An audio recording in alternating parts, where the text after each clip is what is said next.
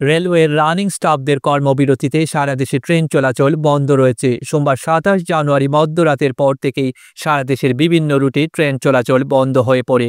এতে ভোগান্তিতে পড়েছেন যাত্রীরা। মঙ্গলবার ২৮ জানুয়ারি সকালে বিভিন্ন স্টেশনে ট্রেনের অপেক্ষায় যাত্রীদের বসে থাকতে দেখা গেছে। তাদের অনেকেই ট্রেন চলাচল বন্ধের খবর জানতেন না। ট্রেন চলবে না জেনে অনেকেই স্টেশন ছেড়ে চলে যান। তবে বয়স্ক ও নারীদের স্টেশনেই অপেক্ষা করতে দেখা গেছে। ট্রেন পরিচালনায় যুক্ত কর্মচারীরা বাড়তি সময় কাজ করেন, তাই তাদের এক পাশের দায়িত্ব ২ মাস কিংবা এর চেয়ে বেশি সময় কাজ করেছেন ধরে বেতন হিসেব করার রীতি ব্রিটিশ আমল থেকেই। এসব কর্মচারী অবসরের পর পেতেন বাড়তি সুবিধা।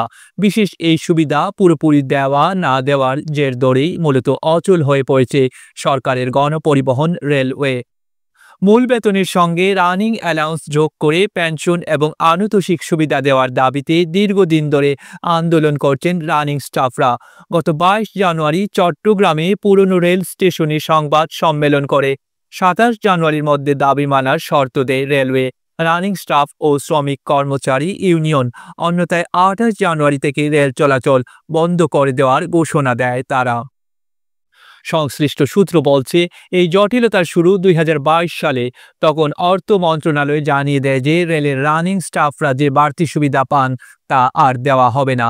অবশ্য পরে রানিং স্টাফ, রেল কর্তৃপক্ষ ও অর্থ মন্ত্রণালয়ের মধ্যে দর কষাকষির মাধ্যমে কিছু সুবিধা ফিরে পান রানিং স্টাফরা।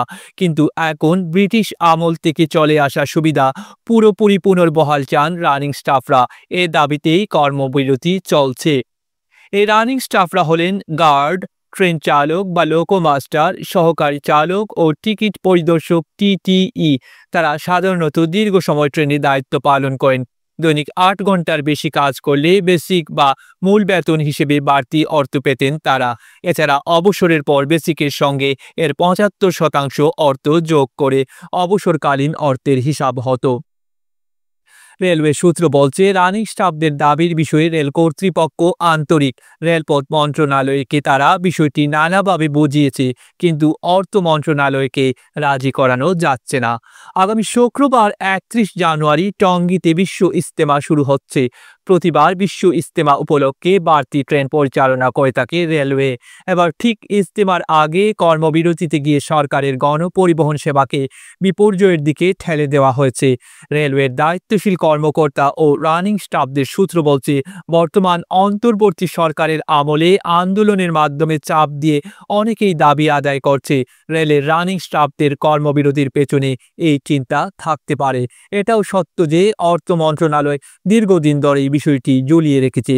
ফলে ইজতেমাকে সামনে রেখে রানিং স্টাফরা কঠোর অবস্থান নিয়েছেন। ডেস্ক রিপোর্ট, আধুনিক কাগজ।